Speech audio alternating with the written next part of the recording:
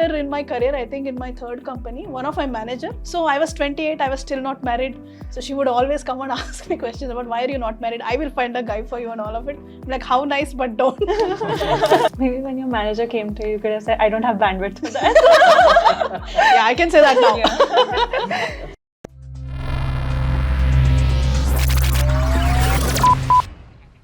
Hey everyone, welcome back to yet another riveting episode of NextGen Talks.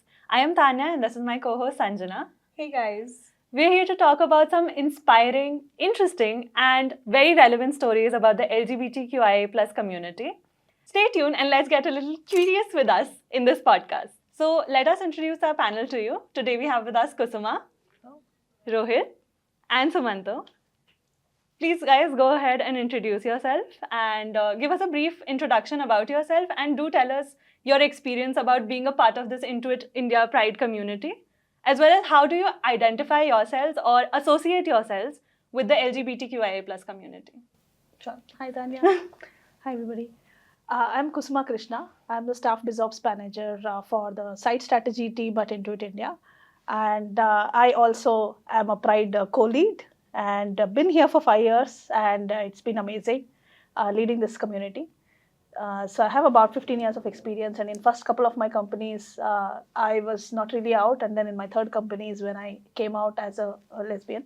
And then since then, I've been part of these ERGs and totally looking forward for today's conversation. Awesome. So hi folks, I'm Rohit. I'm a senior content designer with QuickBooks Online Payroll. And I've been here at Intuit for 2 years plus, and that's exactly how long I've been the co-lead of the Intuit India Pride Network as well. And I am an open and out gay man, and I've been proud of my identity for really long now. Sumanta, you can go on. Sure. Hey, first of all, thank you for this opportunity, Sanjana and Taniya. Really privileged and honored to be part of this podcast show. My name is Sumanta Das. I'm a director of engineering at Intuit India.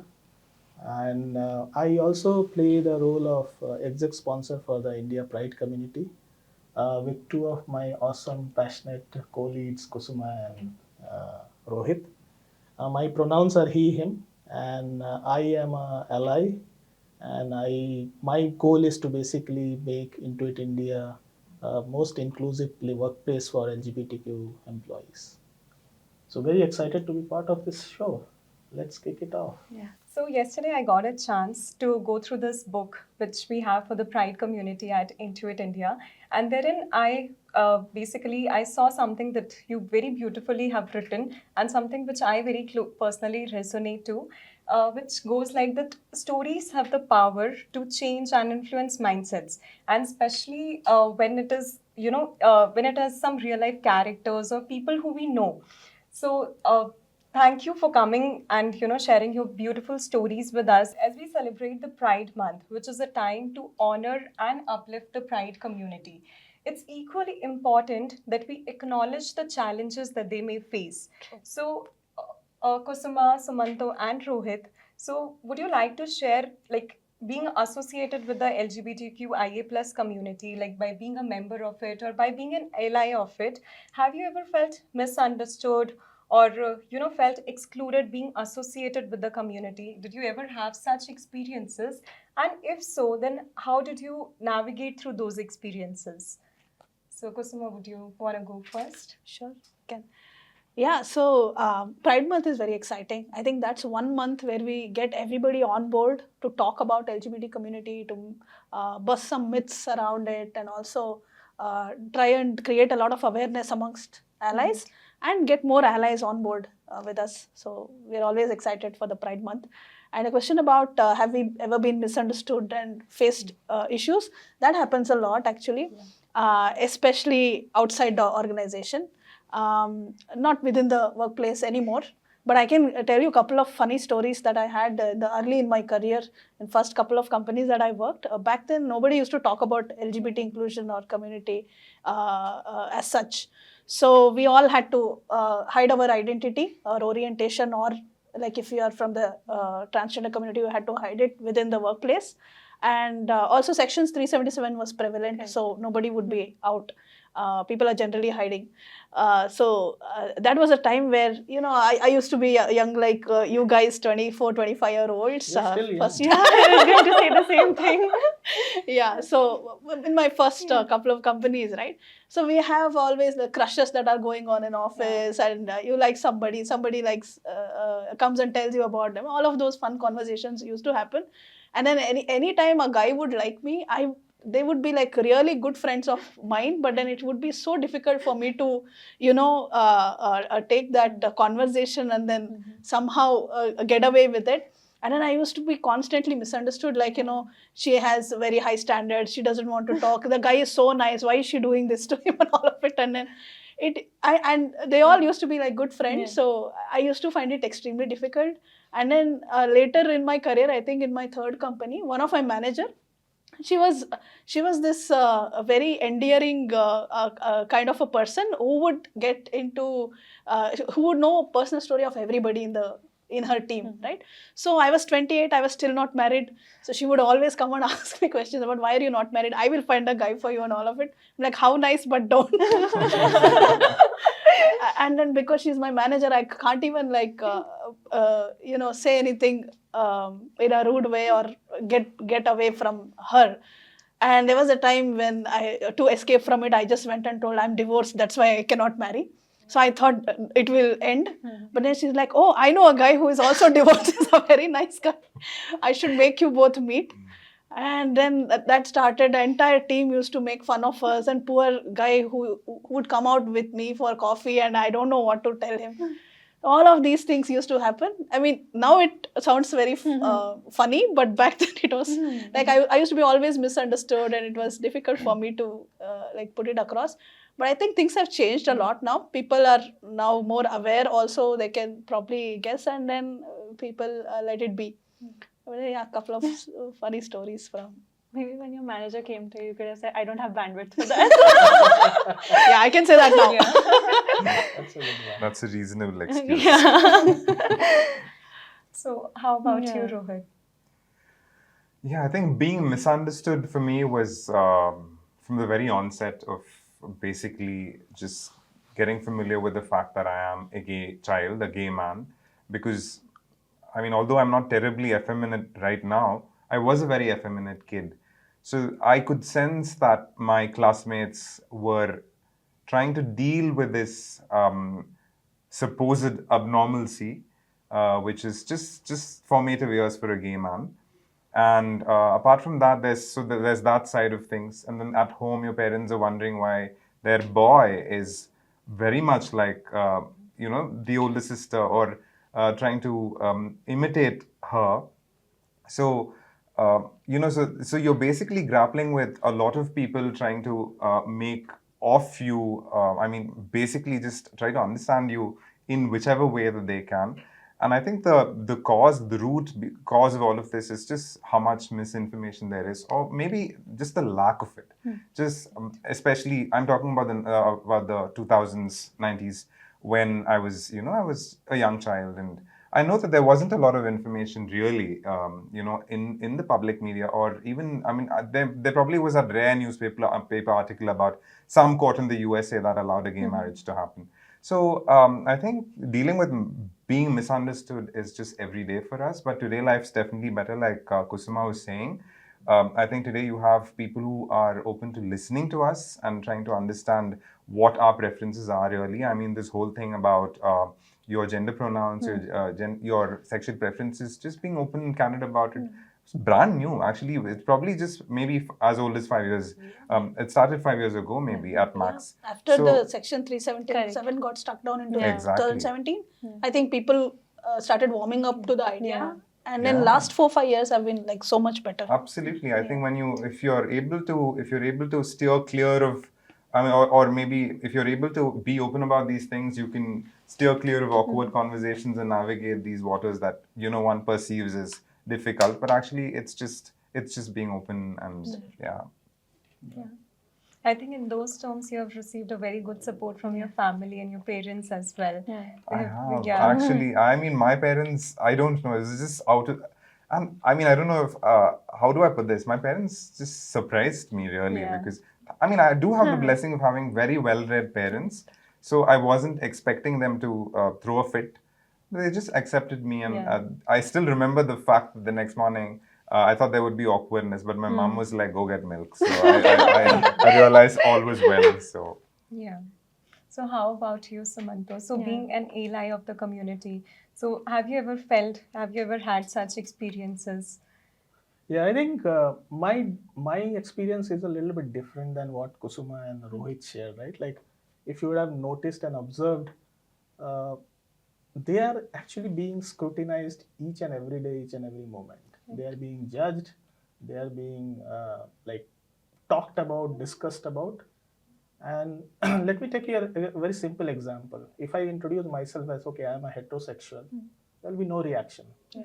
But the moment I say that, hey, I am a homosexual, there'll be like a eyes popping out, right? But these are just two words, right? Heterosexual, homosexual. But just by the mention of it, the reaction changes dramatically, right? So the first thing that needs to be done is normalize this thing. And the normalization can only happen when folks, everyone is curious, just like the way you said. So I want the audience of this podcast to be curious. Take that effort to understand the community in general, the challenges and the travesties that this community actually goes through each and every day, each and every moment. Now, coming to your question in terms of as an ally, have I felt, let's say, awkward? Yes. And I will share a very interesting story. So we have this very closed, fun group of friends from college, which we have been in touch for the last 30 plus years. And when we launched the Pride book, I was just talking about that, hey, I'm part of Intuit India Pride community, and I lead the Pride community in terms of making LGBTQ plus inclusion at the workplace. And this is one of the effort that we are doing, wherein we are creating a Pride book, which will have stories from gay employees, lesbian employees, bisexual employees, even allies, a mix of stories which the intent of that will be to create more awareness.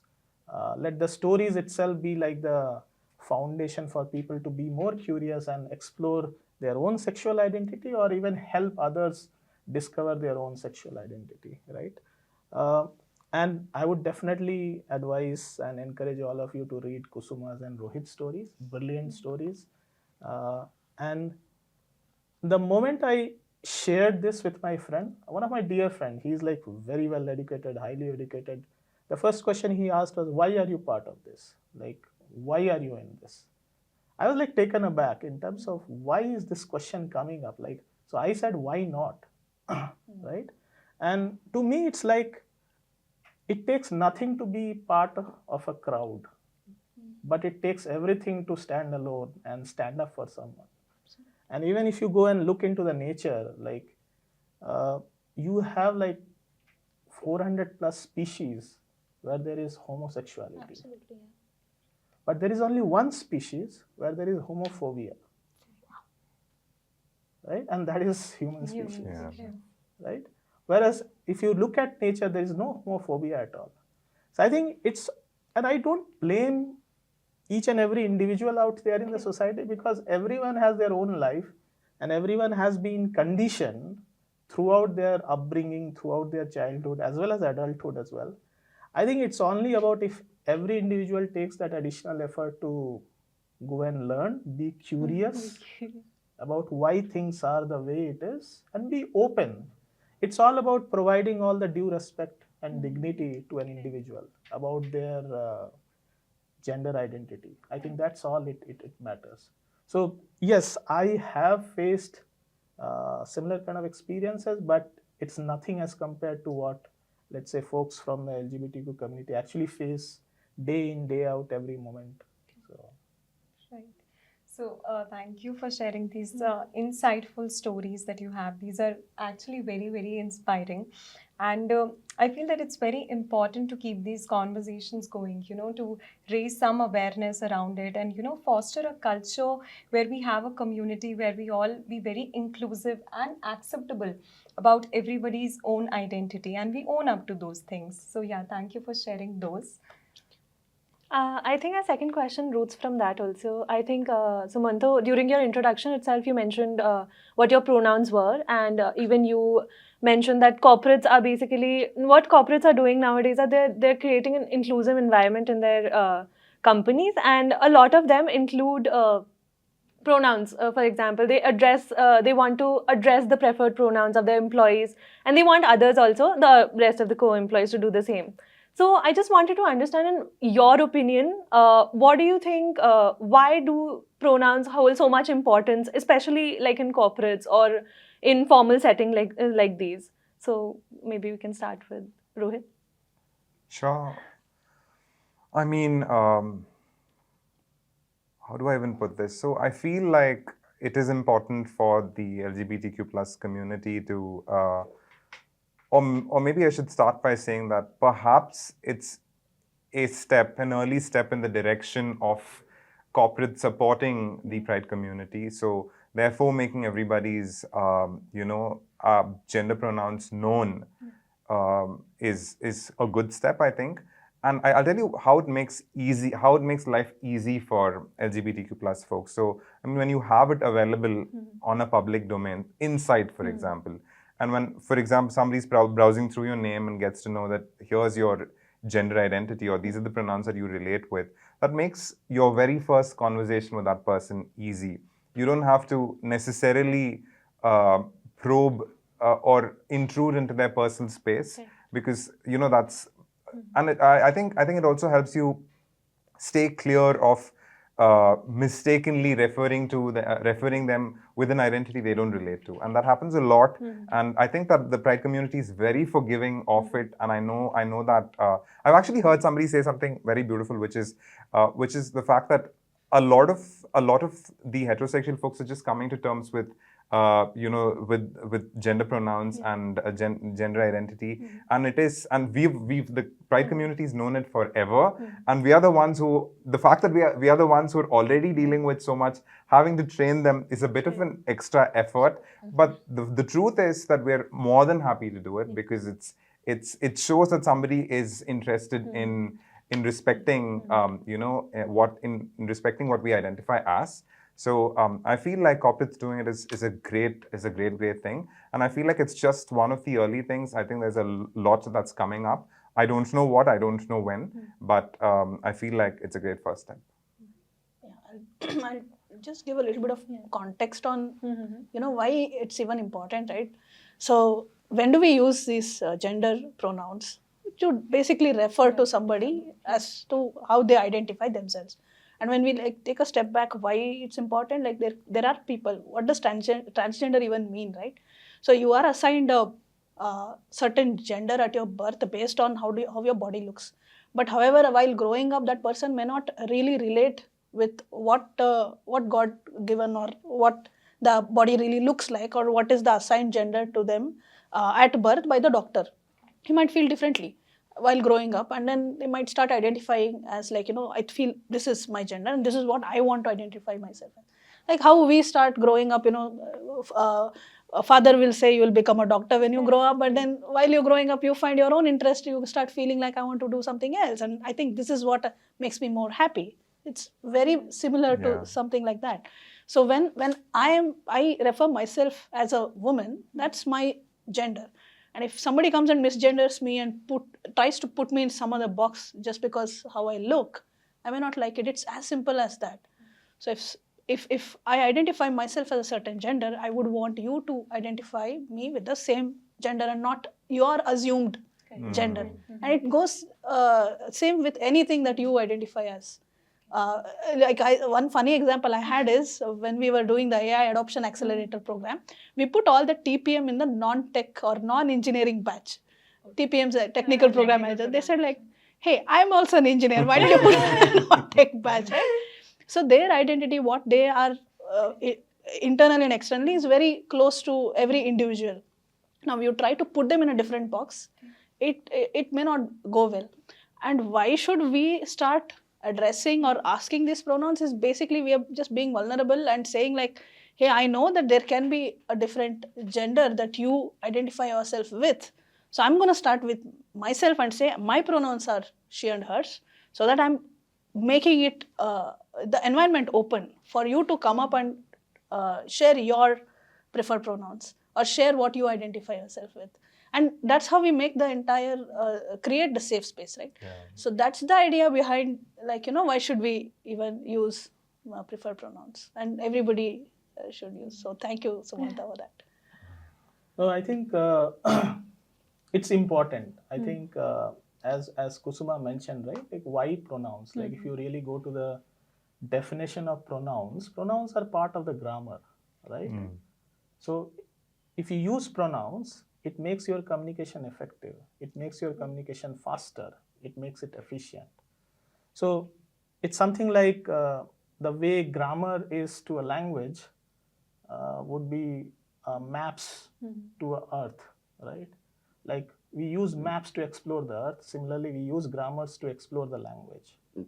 Now, if a river is changing its course, do you go and blame the river or do you go and blame the map? What do you change? You don't change the river, you change the map. So if you use this is an analogy, that's where pronouns come in. And it is important even in workplace, because you at a workplace, you are interacting with a lot of diverse individuals at any given point of time. And that's what makes teams kick and become like high performance teams. So I think two areas where pronouns are important is, one is, as Kusuma mentioned, is by normalizing pronouns and having everyone share their pronouns. And most importantly, the heterosexual community has to share their pronouns because it's given for them. See, today in this world, we identify gender as binary. That's the root cause. Gender is not binary. There are gender diverse folks, and then there are gender non-conforming individuals as well, right? There are gender fluid individuals as well. So how do you identify them? How do they associate themselves? How do they identify their authenticity and identity, whether at home or even at the workplace? So I think that's where pronouns coming. It's a very simple way to create a big impact, in my opinion. Yeah. And if you really normalize it and make everyone share their pronouns, I think number one, it creates inclusivity. Number two, it creates more of safe space. And number three, I feel is it really creates a sense of belonging, and people can be true to themselves in terms of expressing themselves that, hey, because if I feel the pronouns are more important for transgender people, because if you're a man, you don't really care that, okay, I'm sharing my pronoun as he, him. It's okay. But it's a big deal for a transgender individual to share their pronoun as a he, him, or she, hers, or they, them, right? They, them is not at all used in our normal language. But if you really go ahead and see and observe how we speak, we use it quite a lot. So why not even make it more normalized? Why not you use it as more like an identification? Now, I won't say identification, let me take my words back. It's basically more as part of your own identity. Like, how do you want to be addressed by others such that you feel respected a lot? I think that's the core of using pronouns. And I definitely would encourage everyone at the workplace to use pronouns. It doesn't take anything. Like, it doesn't take any effort on anyone's part, especially the folks who are from the heterosexual community. So they should obviously use it. And the good part is that today all the tools and the systems that we use to collaborate, they themselves are coming up with these way to create add your pronouns. Like Microsoft Outlook has it, Slack has it, Zoom has it, right? So I think we will get to a place wherein it becomes so pervasive that no one has to start a controversial discussion, say, regarding pronouns, which we have been hearing off late, right? So I think that's what my perspective is on pronouns. Yeah, I think that's very insightful. And on very similar lines, lately we have seen We've seen that the portrayal of the LGBTQIA plus characters in multi-stream media, OTT platforms, it has come a long way. It has a long journey ahead of it for a better representation, complete representation of the community. But still, like in your opinion, how do you feel that this particular segment has evolved, and what impact has it on the LGBTQIA plus community's visibility and acceptance all across the globe? So, what are your take on the same? Yeah. So the first movie that I came across, lesbian movie, was a movie called Girlfriend, and I would recommend nobody to watch it. Okay. That was such a misrepresentation what a lesbian is. I mean, these back in the era of like late 90s or early 2000s, the kind of movie that had LGBT characters, either they would be caricaturish or like funny characters which are introduced for a comic relief. Like none of the folks from the LGBT community would even relate to it. Right, so and then that did more damage to the community, for folks to kind of like unlearn, like this is not what it means to be part of LGBT community, and then learn what it actually is. So there was a lot of, I would say, damage done back then in such through such movies. And then there was one good movie that came called Fire. So I was very young at that time. I did not even Shabana know. Azmi. Yeah, Shabana Azmi and Nandita Das. Nandita Das. Beautiful. That was a beautiful movie. But then people didn't even let it release in theaters. They tossed up theaters and stuff like that. And that was the era where I was trying to realize what my sexuality is. I was questioning my orientation. And when I saw that, I'm like, I took a lot of steps back. Oh my God, if I ever tell what I'm feeling to anybody, I don't know what is going to happen with me, right? So I think movies and media has always had a lot of influence, be it negative or positive. But I think today it's so amazing to see like mainstream actors like Madhuri Dixit. There is Mammootty who did Katal recently. Kadal, yeah. Like it's like almost Amitabh Bachchan playing a role of an LGBT character, right? So one that gives a lot of a kind of reach for people, right? If there are big stars who are doing such playing such characters, a lot of people watch it. And they're all realistic characters. They're portrayed so well. They show the realistic challenges people have, what they go through, what they feel, and what it really means to be part of the community. So that builds a lot of empathy, I think, in people, right, when they watch it. And through that, I think a lot of awareness is also there, and then start looking at the community differently. So I think these days it's like pretty good to watch such movies and series. One of them, Made in Heaven, I also love that. So I think it's much better now compared to what it used to be. Yesterday we were discussing about Made in Heaven itself.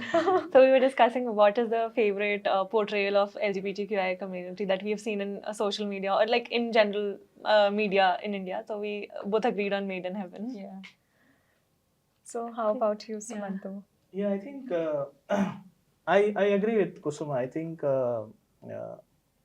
like if we go back 30-40 years back, I think there were portrayal of LGBTQ community, but it was in a very wrong way. I think it was more to give you more like comic relief, but I felt it was more of like treating them in a very different way rather than providing a comic relief, right? Things have changed, but even during those days, there have been a few movies which really brought out the real issues. Like in fact, I remember 3 movies and which I would recommend everyone. And the first movie was Fire. Me and my wife, we were actually courting during that time. So both of us went to watch this movie. And funny thing is, we got seats which were more like I was sitting here and she was sitting here, right? We didn't have together seats. And the whole theater was like maybe full of only 5 or 6 people. Okay. So that's how it was. But that was the first movie that really portrayed the life of people, especially lesbian women who are who are into their own marriages, but then they love each other, and what kind of challenges, what kind of emotions they go through, right? So I think that was one. I think after that, life happened, and things went fine. Uh, there was another movie which came in, which even got an Oscar, was Brokeback Mountain.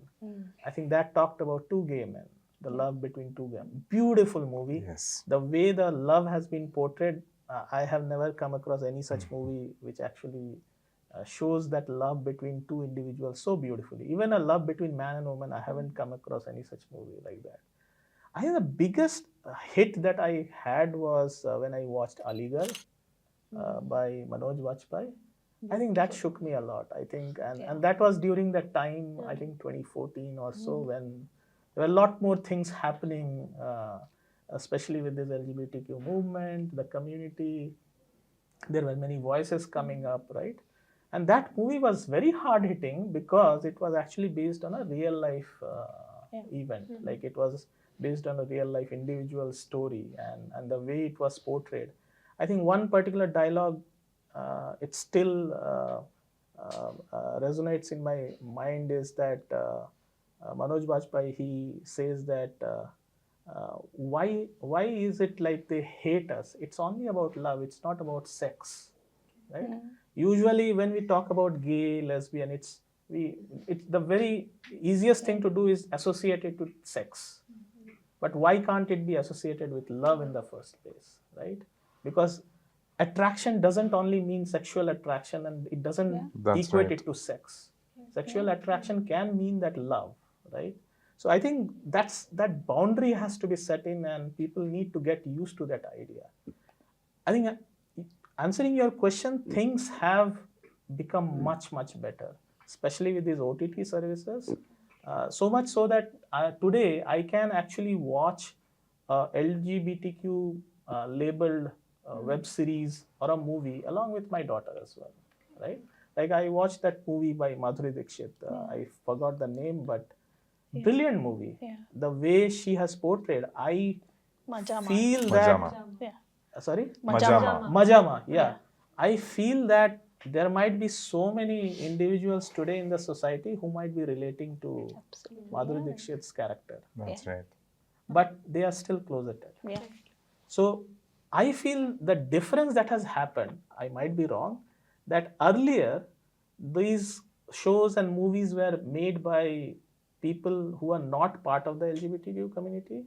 But today these shows are being made by people from the LGBTQ community. So the portrayals of the characters, Is authentic. their emotions, their feelings are really real life. And that's the reason it connects with the audience as well, right? And if you go and talk about these movies with your friends and family, I would say most of them would say that, yeah, this is a bold topic. They will say that, hey, this is a very bold film. They won't discourage you, say that, hey, don't go and watch that movie, right?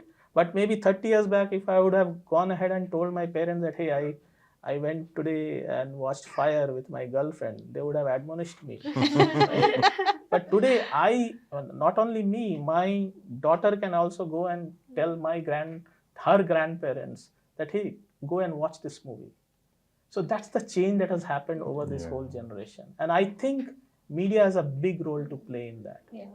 Both visual media as well as written media as well. Absolutely. I think definitely people going from bold to normalizing the fact has been a drastic change over the years.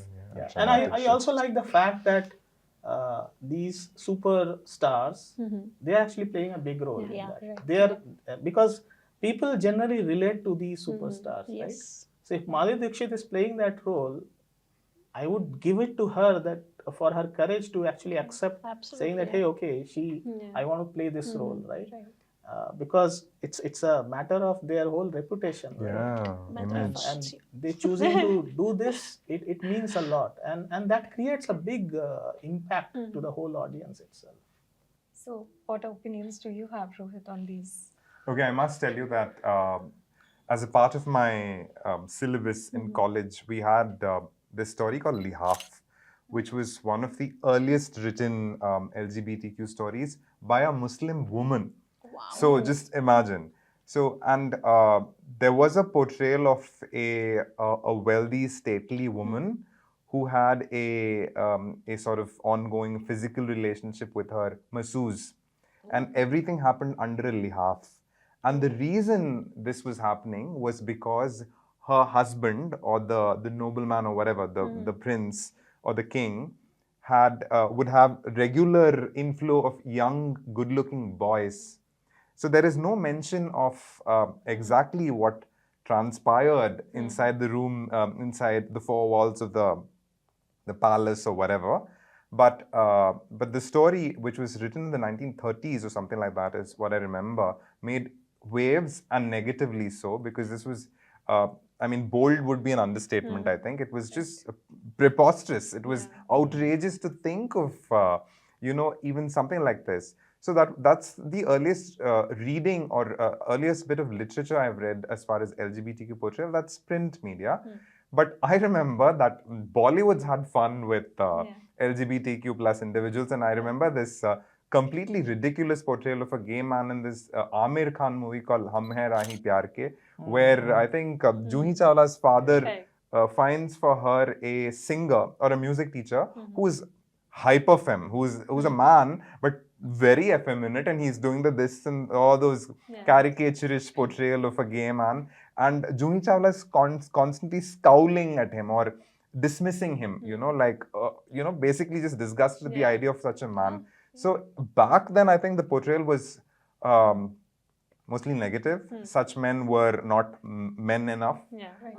We didn't know what was going behind the scenes inside of their brain. And then I also remember seeing this movie called Raja Hindustani, where there was the Naram and the Garam or whatever. Garam. I mean, I feel like Bollywood's really played a very, very important role in deciding the fate of LGBTQ plus individuals for a long span of time, and they've done it badly. They could have used their power to influence people positively, but they basically ripped apart the status of LGBTQ plus individuals.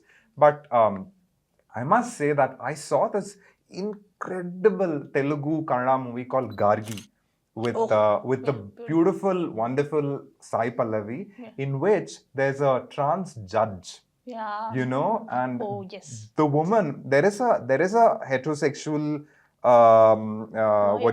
homophobic, transphobic lawyer in that courtroom scene who's trying to dismiss this trans judge. But she's so solid, she is so strong, she basically just cuts him off. She lets him know that I am the judge here, I own the position of power, so you better listen to me.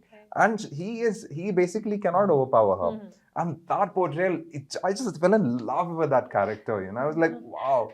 So I feel like mainstream media has come a long way. And then there is Katal by Mammootty and Majama. These are big superstars. For them to even have accepted such roles, I know that Madhuri's portrayal didn't get the sort of applause that it should have got, because she's a massive star. Mammootty's did, but I also think that's because in India, men hold on to their sexuality a little too dearly than women do. I feel like women are far more experimental, far more open. Therefore, Madhuri was like, it's fine, everyone knows she's a woman. But with Mammootty, it's like his gender identity was at stake almost. But regardless, the fact that they did it is worth worth a lot of praise, and I'm so glad we've come a long way from that caricaturish representation of LGBTQ plus individuals. The movies that Sumanta mentioned and Kusuma mentioned, Brokeback Mountain is my all-time favorite. But I must end this by saying that my all-time favorite TV show is Sex Education. It's a British show, and oh my God, I can watch it again and again on repeat. It's the most beautiful. It's a show that not only talks about body positivity, it talks about gender identity, it talks about the whole spectrum. It's not just gay, lesbian, it's just the whole thing. There is asexuality, there is, pansexuality, there is all kinds of I think things. we should make it part of the school curriculum. I think so. And there is also... You don't need textbooks and all, like you don't need a full chapter on sex education.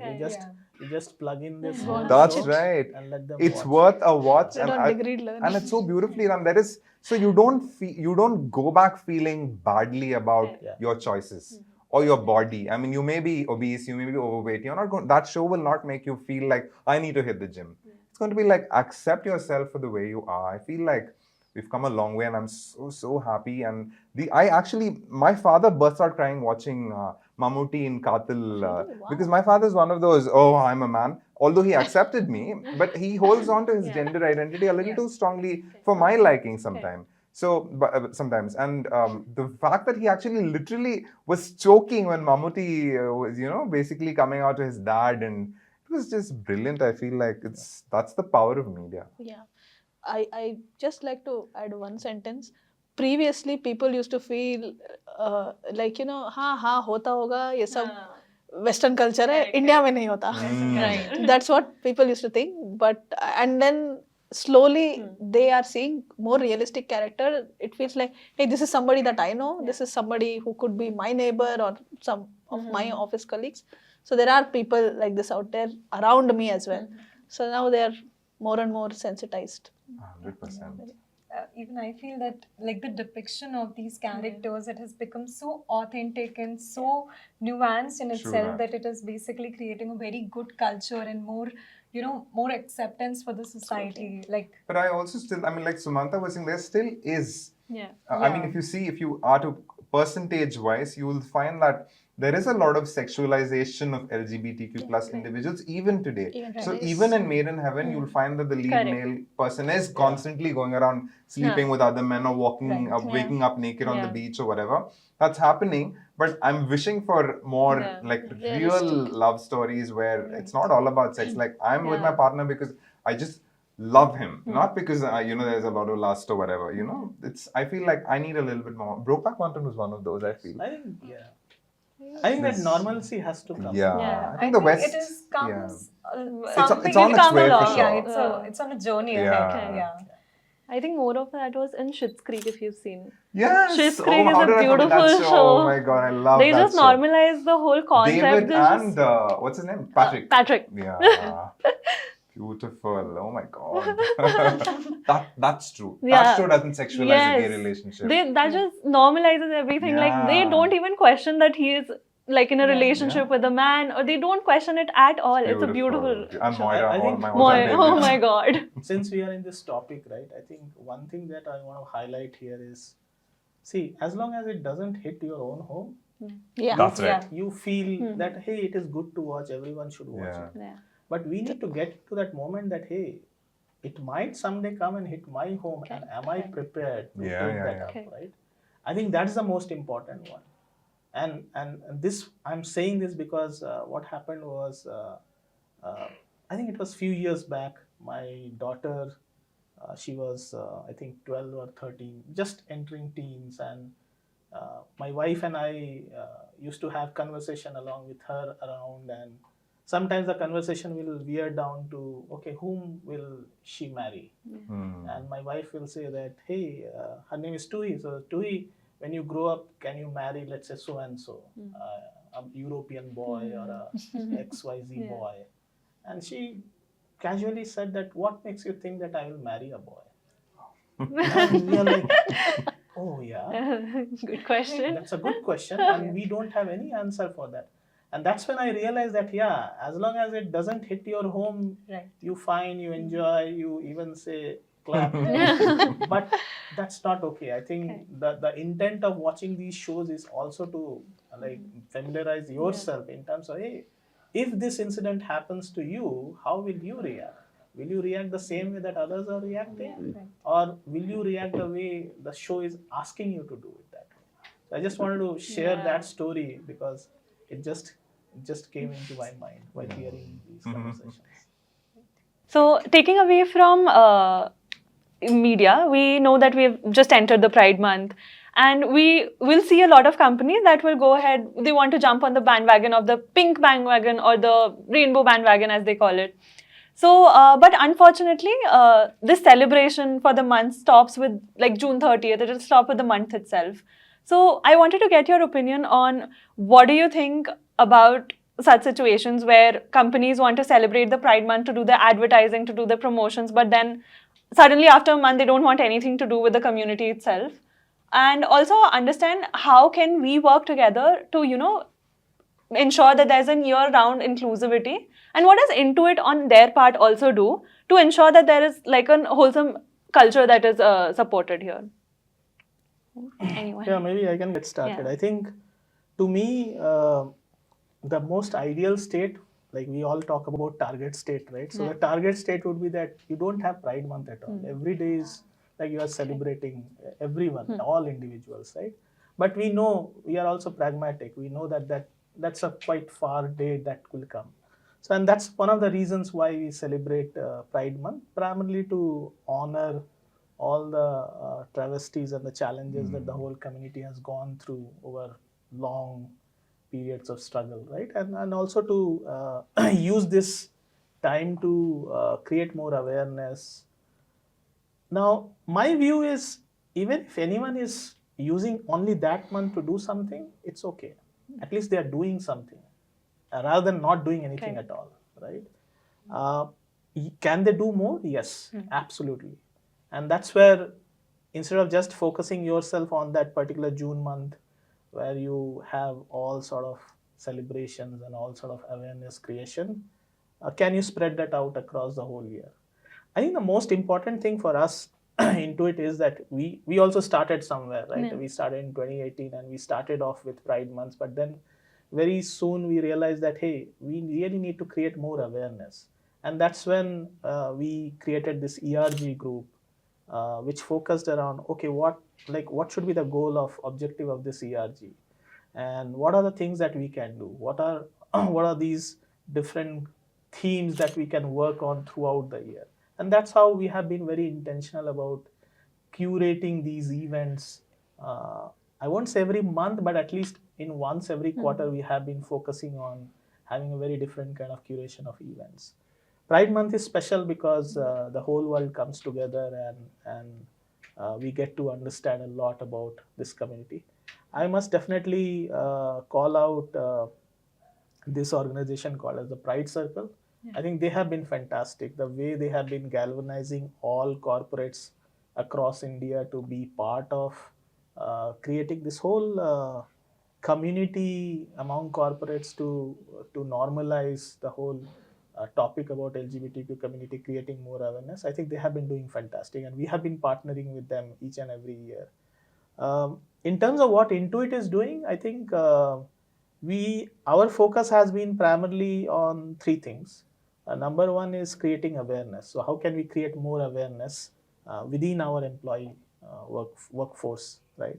And the beautiful book that you are holding, the Intuit Book of Pride, is one such event, one such initiative that we took it last year, because we felt that people generally read books, they love stories, and if we can create awareness with stories, nothing like it. And the stories can be more meaningful if the stories are from the employees themselves, right? So you will see a bunch of stories from real employees from Intuit, not only Intuit India, but from other sites as well. But most of the stories are from Intuit India itself, which talks about stories about LGBTQ community and stories about coming out, stories about allyship, right? And we gave it free. Like this book is free. And what we also decided is that every new hire who joins the organization, we send them a new hire onboarding kit. So this book is part of that kit. So right before even they join Intuit, they get a glimpse of what Intuit stands for when it comes to LGBTQ inclusion. And if they somehow feel connected to or be part of the LGBTQ community, they can feel that, hey, they have taken the right decision to join Intuit. We wanted this to be a coffee table book because we want this book to be in every living room in this world. That's our vision. And when this book is lying on your coffee table, any visitor who walks in, they will look at this, pick up, read a story, get inspired, and it might create a spark. That was the whole intent, right? I think that was more around awareness. We also created a lot of awareness, other initiatives as well. The second one was more around how can we walk the talk now and let's say hire people from the LGBTQ community. So we partnered with Pride Circle, we partnered with few other agencies as well, external agencies. We have been part of the RISE fair, job fair, wherein we have been interviewing candidates and recruiting. And over the years, we have been able to successfully hire awesome folks like Kusuma, Rohit, and there have been people within the organization who have come out while they were in Intuit. We had an employee who went through gender affirmation surgery, right? And that's why the third thing that we are doing is like, how can we create the workplace more safe, inclusive, and how can we cater to benefits and policies which are more meaningful to the LGBTQ community. So things like providing medical insurance for same-sex partners, providing support for gender affirmation surgery, that means a lot. So every year our focus is in these three areas in terms of what can we do more, like what can we do more. And a testament to this is basically every year we participate in this India Workplace Equity Index, IV, yeah. And for the last 3 years we have been like last year we got rated as gold employer. That is the topmost recognition, and hopefully we plan to continue that. I think these are the things that we are doing as part of Intuit. And yeah, Pride Month is coming in another 10 days, so stay tuned for all the things that we have planned for all of you. Adding to that, when we conduct this IWI, right, we not just participate and then get the gold employer. We go back and then see in the report and then say what are the areas for us to improve. And if we feel like our industry peers are doing something more than us, and can we learn from them, and what all should we focus for our next year. So that is something that we consciously do, and not in Pride Month. Otherwise, we consciously do. Throughout the And year. and that is our strategy for the next year, and then we focus on those things. And we need to also support the LGBT entrepreneurs. So we are we started focusing on the on onboarding them as vendors for us, so that they can get stronger business. And then there are a lot of these things that we do, and then we try to keep it like in different quarters. And for inspiration, we always invite folks who have achieved a lot. We had Manjama Jogati come in and speak. Kalki. Kalki Subramaniam who came in. And we also had a Jogama concert in the office premises. That was, I think, a surreal moment for me to have like two completely distinguished worlds which would probably never come together. Corporate environment setup and the Jogapa community who sings. It's a folk singing community. They coming and sitting in our office and then talking. A lot of people who attended that came back saying that I've never been so up and close with the transgender community. I generally see them on the roadside or somewhere in traffic signals and so on and so forth. So the way that I look at them is completely different. But today, being so up and close with them, it gives me a different perspective. So we had a lot of employees who felt that, and then I think that was quite inspirational. So we always keep on doing these things. And I feel like other organizations should also, rather than just pinkwashing, making the color in a rainbow, and then they have no idea what it means to even what are the pronouns. That also they have no idea. But then the logo gets pride color, and in the Pride Month we have the cap in the rainbow color and stuff. So that's like the bad way to celebrate Pride Month. We should know why are we even doing it. What are our values? Your organization says LGBT inclusion is one of our values. Then it needs to trickle down to every single individual in the organization, right? Like leadership will speak about the strategy. They know why is it important. They talk about all of these things. But and then for most of the employees, there are values. It is somewhere there on some place in the office that I see. But then do we really inculcate it, and then do we really practice it every day? So that we should, organization should look at, and otherwise it's just becomes like one activity, some goodies, and that's about it. And they don't really feel it, and it doesn't really happen. So, and also organization should look at their policies, benefits. What are they really doing for the community, which is like impactful? That's my turn. You want to talk about the Leading with Pride initiative? I could do Yeah. that, but I just also want to talk a little bit about, what Kusuma just and Sumanta. Actually, I tend to agree with Sumanta a little bit more.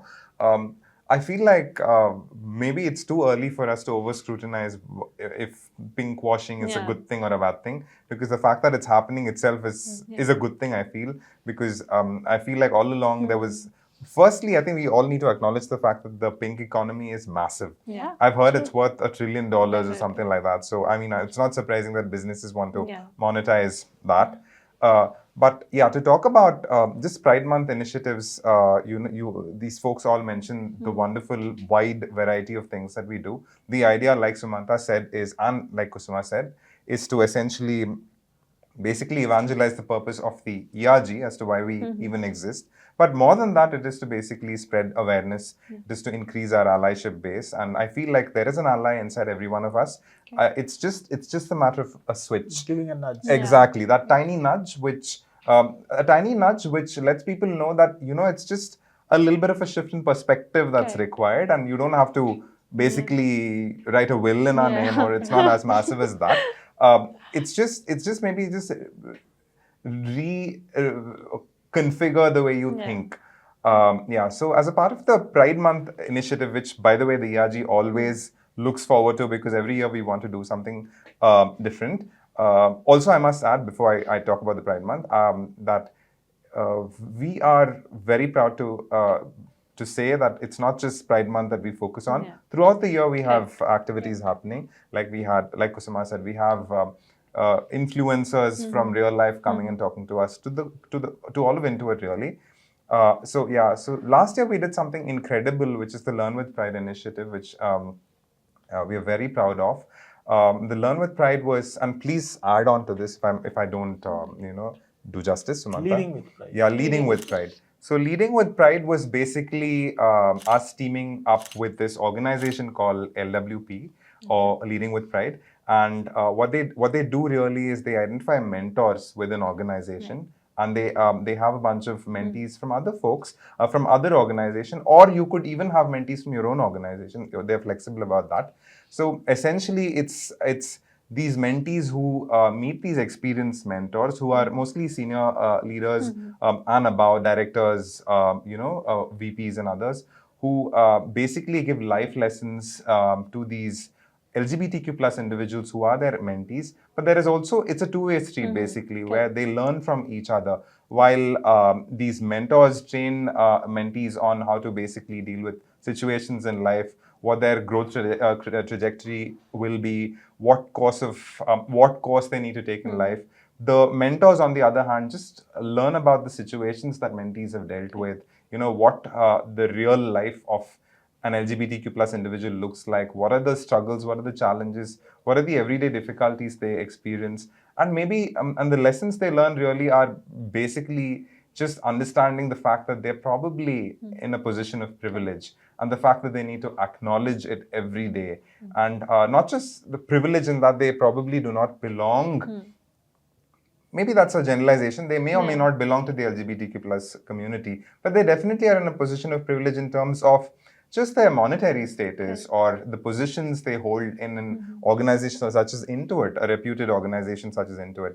So there's this, basically the program was to facilitate a lot of two-way learning, and also, it's basically to instill in our managers a culture of inclusivity, of acceptance, of basically being prepared for any kind of reporting relationship that they may have with their reports. So I feel like it's just such a, I feel like it's so, how do I even put this? It's like we're so ahead of our times in the sense that we've already done a lot of things that people are probably just thinking about. So LWP is something we definitely want to continue in the years to come, just like we want to continue the Book of Pride, because we've found that the reach has been massive, the feedback has been absolutely excellent. Both mentors and mentees have let us know that their experience has been rewarding and that they want to continue their relationship even beyond the tenure of the mentorship program. So, which in itself speaks volumes. Now, as we move further, so basically, let's talk about some of your personal experiences that we have with this LGBTQ community. So, do you have any of your memorable event from the Pride event that we have? So, any of the memory that is that you personally very strongly resonate to, or something that you would want to share? I think I will go with the Pride book launch event. I think as part of the launch event, we did like a kind of a, what do we say, Panel book discussion. reading club, a panel discussion. So what we did was we invited 4 authors of the book, and I was moderating that panel. And we were just discussing about their whole experience, about why they chose to write, be an author of this book and write a story. And during the course of that whole session, I think everyone broke. Like everyone were like crying and tears flowing. That was like we didn't imagine that we will That's actually right. do, and it was not scripted. It just happened, right? So I think that event showed me the power of stories, how vulnerable all of us are, and how can these stories actually impact others. So just by listening or reading a story, if it can impact, just imagine what it can do when everyone starts sharing their own stories, right? And that's how that whole movement will begin. So I would definitely put that as one of the most memorable events in my life at Intuit, especially for these the events associated with the LGBTQ community. So, I mean, do you want me to focus on an event, or can I talk about anything from life in general? Anything from life also works. So for me, I think it was a lot of minority literature that I've read that's changed my perspective around just inclusion and my own coming to terms with my own identity. So a gay man or a gay child always knows that they are attracted to the same sex, but the realization that you're gay, or even coming to terms with the word. Like I remember, I heard the word gay the very first time on a dining table conversation between my father and his cousin. And I remember that it was on the Hindu, which is the only paper we read, by the way. So there was something about gay rights, something which my father's cousin read out, and I remember him saying something like, "What is this gay people thing?" And my father didn't respond to it, which was the first positive sign. But anyway, what I want to talk about is that this beautiful book that I read called The Funny Boy, which is, by the way, the name of my story as well in the Pride book, is a book by the Sri Lankan author Shyam Selvadurai, who's one of my most favorite minority literature author. That changed my perspective around, and I'd say that's an event in life because it's a big milestone for me, because the way this boy's awkwardness is portrayed in the midst of all of the heterosexual, or should I say at that time heterosexual children, I was able to relate to it so powerfully because I was that child, I was the funny boy in school and in college. I had bullies just like he did, and I remember that this is so funny. I had this guy who used to bully me at like in school, but his older sister was a dear friend of mine. And I remember I used to go and complain to her saying, "Can you please ask your brother not to bully me?"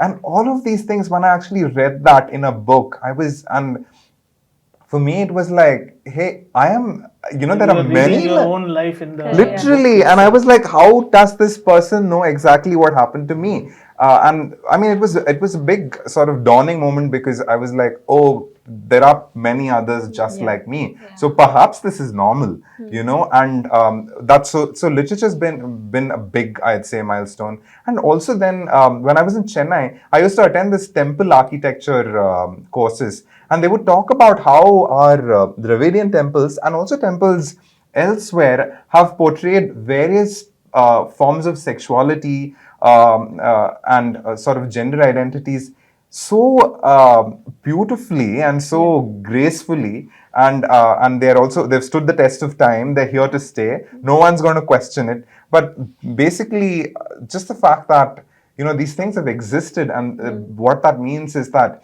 this is natural. It's not abnormal or unnatural. And those have been the biggest events in my life in terms of just coming to terms with the fact that I can be an out and proud LGBTQ plus individual without really having to worry about and I guess I must say I'm privileged because I live in a place such as India where you're relatively safe. So yeah, I'd say those are the big events. For me, one was the Manjama Jogati concert that I talked about. The other one was when, Manjama Jogati herself, Padma Shri Manjama Jogati, spoke at Intuit. It was a virtual event. One challenge that we always had is like she can speak only in Kannada, and most of the folks here in Intuit don't understand Kannada. So how do we make it possible? So Jerry, one of my teammates, he worked with the entire T4I team, and then we figured out a way where we can have live translation. Back then, it's like some 2-3 years ago we did it. We did not have all the tools with us, so we somehow made it happen. And then we had like some massive. That was till date highest attended event, Pride event in Intuit. I would say. A lot of people attended. English speakers got to understand. They could watch her, but then they could read the subtitles and stuff, and they could understand and they responded. So I'm like getting somebody of that stature and then enabling people to hear and understand what she's saying. That was like surreal for me, I think. And one of the personal event that I can talk about. These two were at Intuit. I've had so many, but I'm just gonna talk about these two. And another one is I've been attending Pride Parade like from past 10 years, I guess. I've always wanted my friends to come with me to Pride Parade, because when you go to Pride Parade, there's a gang of people, like 8-10 people, they're dancing together, they're all dressed up, they're sharing makeup and drawing things on each other's faces and stuff. So I always wanted my friends group, but till date, so far, they've never done it. I hope one day they will come with me. And I did not have that. And when I joined Intuit, my first year, Karan, who was my other co-lead before Rohit, and Jerry, again my teammate, both of them came with me. So for the first time, I had a smaller gang, and they were my office colleagues, not my friends, not my family, but they were my office colleagues. So I felt it was like an amazing moment for me. And after that, they even came with me for a gay party. But I had never dared to go there because I didn't have my own gang. So I went with these guys. We went to a gay party. For the first time, room full of men. And I felt so safe in a party. Like it had never happened before because they're all gay men. So yeah, I think that was like both funny and also something really cool. Yeah. So beautiful. Yeah, I feel all of these stories, they are a reminder of the strength and resiliency of the community. Yeah, so moving on to our last question. Our last question will definitely be, what are the most common misconceptions that you would like to dispel during this podcast? And how do you want us to come together to work towards doing the same? So, Yeah, maybe I can start. I think there are many misconceptions and many myths. I think Rohit and Kusuma can share most of them. But to me, I would share three. Number one is, I think, when we talk about homosexuality, I think the first myth is homosexuality is a choice. It can be cured. It's a culture. You can read about that in Kusuma's story in the Pride book, right? And also it is abnormal, right? Like it is associated with A psychological mentally condition. unstable individual, right? So I think that is the first misconception. I think the first one, which is more important, is like homosexuality is not a choice. Like individuals go through motions throughout their whole life, and then they experience, because of their genetic upbringing as well as the things that they experience throughout their childhood and teenage years and adulthood years, and that's what manifests into what their gender identity is, right? So that's number one. I think number two, which is more around, like we talk about family, right? Everyone has a family, and we always think that a family is created by a man and a woman. I think that's a myth. Like, yes, family is created by man and a woman, but there are other ways of also creating family, loving families, right? And how can we as a society be more acceptable, like accepting that whole fact. And this comes from my own personal opinion. My own personal experience is that I'm an adoptive parent. And when we were going through, me and my wife were going through periods of infertility treatment. And one sudden day, my wife told that, hey, see, we just want to have a family, so why not go ahead and adopt? I said, yeah, that's a good way of starting a family. So we just adopted and we have like a loving family, touch wood. But the thing is that two gay men can come and even start a family. Two lesbian women can come and even start a family. Trans people can come and have a family. Today there are laws which doesn't give you that legal construct, and there are countries which are actually changing their laws and getting ahead. India, we have made some progress, but we are still not there when in terms of legalizing the whole marriage between for the LGBTQ community, right? And even things like adoption, like adoption is restricted. LGBTQ community people cannot adopt.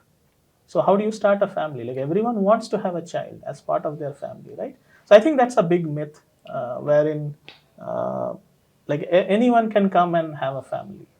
So that's number two. And I think the number three, which is more important in the workplace, is that like when you started the show, you stated LGBTQIA, Plus.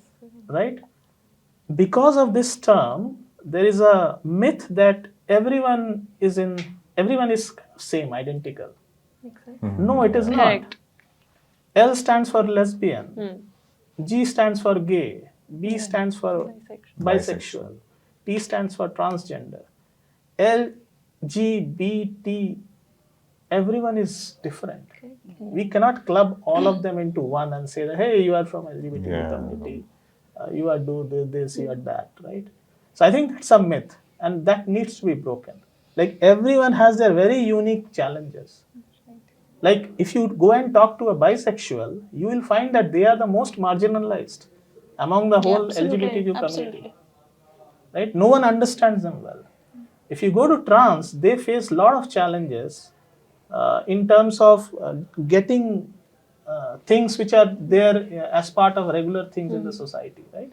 Everyone. So I think the third myth is more around don't club the LGBTQ. It's a spectrum, and we should be respective. We should respect that whole spectrum and try to focus on learning about each and every part of that community. Right? What are the challenges that lesbian people face versus gay individuals face versus bisexuals and transgender face, right?